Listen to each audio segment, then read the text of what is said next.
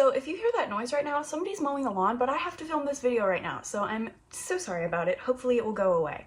Hey, what's up you guys? I'm Angie and this is Shen-angie-gans, a channel where I talk about whatever I want, and we're just here for goofs and gaffs, you guys. Today we're going to be talking about what has been deemed as the Glasgow Willy Wonka Experience Part 2, or the Detroit Bridgerton Ball. I got my little Bridgerton themed outfit on today, so let's get into it, shall we? Bridgerton is a Regency romance show on Netflix that was based on the book series of the same name by Julia Quinn. The third season of the show was released earlier this year, and the fourth season will be coming in 2026. The premise of the show is unimportant for this video, just all you need to know is like 1800s London Regency vibes. Kings and queens and balls and stuff like that.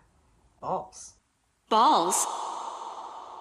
Anyway, so it's common in the show to have these extravagant balls. This inspired Netflix to create the Bridgerton experience, so here's a synopsis of that from the official website. The event is a 90-minute immersive experience based on the Bridgerton show. You will be received by our very own Queen Charlotte, who will welcome you to her ballroom. Our live musicians will play iconic pieces inspired by the Bridgerton soundtrack, while two performers tell you a beautiful love story through acrobatics and dance. There will be many opportunities to interact with the members of the cast and with representations of the most iconic scenarios of the show, such as the painting studio. It's a very well put together event. Keeping with the theme of the show, the Queen will choose a diamond of the season. In the show, the diamond is defined as the most eligible, beautiful, and accomplished young woman on the marriage market. But in these real life events, I think a lot of other factors go into choosing the diamond, such as your gown and your overall presence, like confidence and stuff. My point is that it's very exciting for people to go, get dressed in their finery, be immersed in this world, and meet other people with the same interest. The Detroit Bridgerton Ball was the opposite of that. So the Netflix experience and the Detroit Bridgerton Ball are completely different from one another, like not affiliated at all. They were organized by two different companies, which, like, is that even legal? Like, did Netflix authorize this? I don't think so. Is that allowed? What the fuck? Is this allowed? What the fuck? Is that allowed? The event announcement reads, "Dearest gentle reader, this social season is upon us, and this author finds herself compelled to share the most exciting of news.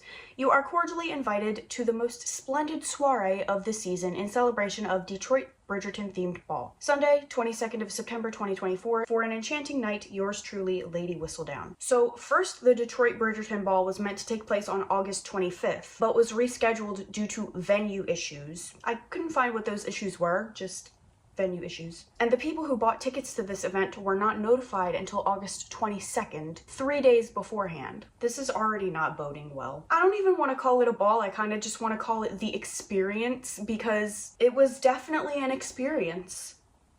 Whether it was a good or a bad one is still up for debate, but it was an experience. But as I said, September 22nd, the experience actually took place, almost a month after it was originally supposed to. So in order to touch on everything that went wrong with this event, I'm just gonna go down the list of everything that was promised. Man, you know something is bad when you promise a list of services and then every single one is just incorrect. Attendees were promised a nice dinner, however, when they arrived, the food ran out quickly, and the chicken they were served was raw. It's raw, Melissa! It's raw, come on! So the fucking chicken's raw? With plastic plates and forks and cups were being reused, and the food servers wore jerseys and jeans.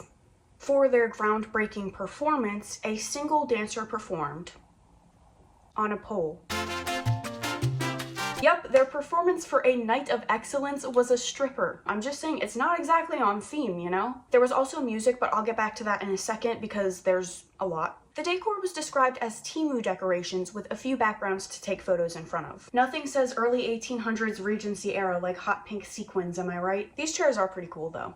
Some people weren't really vibing with the Queen. They say she was cool, but she wasn't really in character. One TikTok user said the first thing she said to him when he walked up to her was, "What up, doe?" Queen Charlotte would be so disappointed. She wasn't using a British accent, she wasn't in character, which I know is a nitpicky thing to say, but for how much these people were paying for this experience, like, come on girl, like, try a little, you know? We'll get back into how much they paid for it later, but... There was a costume contest with a $2,000 prize. Attendees say the man who actually won the costume contest was wearing the same suit that 6 other people wore, and he was wearing cowboy boots and a cowboy hat. No word as to whether or not he actually received the money, but I would venture to guess not. One attendee said they were supposed to give away a bunch of prizes and obviously never did. People took great issue with the things that were served and sold there. One TikTok user waited an hour in line to get up to the bar, only to find that they only served mocktails, lemonade, and cranberry juice. They also advertised a valet service. However, attendees said they had to self-park and pay the parking fees.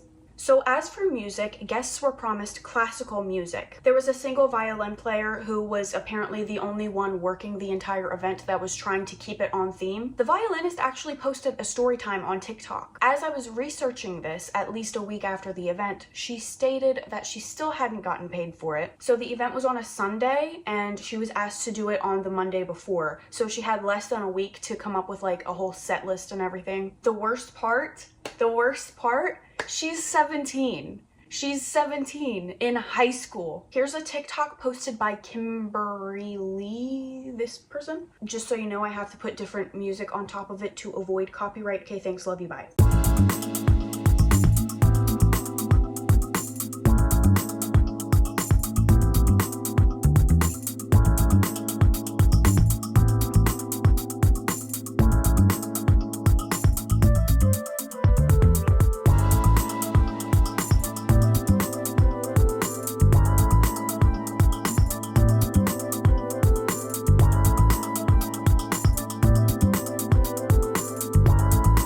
She hadn't even walked in yet and 60 people had already left. People leaving told her to just go bar hopping with them. Just got there and people are already telling her it's not even worth walking in. Yikes. Here's another TikTok I saw. I just wanted to show it to you because this lady's dress and wig looks so pretty. Overall, it was described as a disorganized and bare bones event that left costumed attendees sitting on the floor amid vendors selling Kit Kats and watching a stripper. Sorrows, prayers. Now, you may be thinking, how much did people pay for this? Well, tickets ranged from at least $150 per person. Some people even paid more for VIP experiences, photo ops, and different packages, such as the Duke and Duchess package, which was $250. I'm sure that did not live up to whatever was advertised. Some people say they even paid up to $2,000 for this. By the way, I took a look at the official website for the Netflix Bridgerton experience. Tickets for that started at $39. What? Some people even paid extra for hair and makeup, plus all of the money it takes to buy the ball gowns and then have them tailored to you, as well as shoes and accessories. One attendee says, "It was complete chaos today. They never even scanned our tickets." There were random people all throughout the venue. So basically, these people paid for an event they could have, in theory, gotten into for free. This was also part of the reason why the dinner ran out so fast, because random people were just coming in and taking a plate. Like, you're not even supposed to be here. Who are you? This event was compared to the Glasgow Willy Wonka experience that happened earlier this year, but at least there people were only scammed out of 35 pounds, or about 46 USD. Conversion queen. This is hundreds or thousands of dollars. How is this allowed? Is this legal? As mentioned, this event was not in fact hosted by Netflix, but instead a different company called Uncle and Me LLC. After the event, they turned off all of their comments on social media, which is definitely a surefire sign of innocence, and then released this statement. "We understand that not everyone had the experience they hoped for at our most recent event Sunday night at the Harmony Club, and for that, we sincerely apologize. Our intention was to provide a magical evening, and we recognize that organizational challenges affected the enjoyment of some guests. We take full responsibility and accountability for these shortcomings. Please know that we are working diligently to address all concerns to ensure that all guests have the enjoyable experience they deserve. Your feedback is invaluable, and we truly appreciate the positive and constructive comments shared with us. We are reviewing resolution options, which will be communicated shortly. Your understanding and loyalty mean the world to us, and we are committed to doing everything in our power to make this right. Attendees and netizens alike believe that the only way that they can make this right is by issuing refunds." However, one TikTok user said that the company said that they can't issue refunds, they can only give credit to their next event, which hasn't even been scheduled or announced yet. It's giving, LOL, we spent it already, sorry. dude, whoever runs this company, hit me up. I just want to talk. Have you even seen the show? The venue has since come out and stated the Harmony Club can be rented by all for private or public events. We are in no way affiliated with the promoters and or organizations that rent the venue for events such as the Bridgerton Ball. So basically, don't blame us. Which is fine because most people said that the venue was the best part of the experience because it was very beautiful and elegant. It's like everything went wrong. The only thing they actually did right was have the event, and even that was a struggle because they had to postpone it. Besides the music and the venue, everything else was bad. Like, at least the Glasgow experience had the unknown, like, damn. What is that? It's the unknown.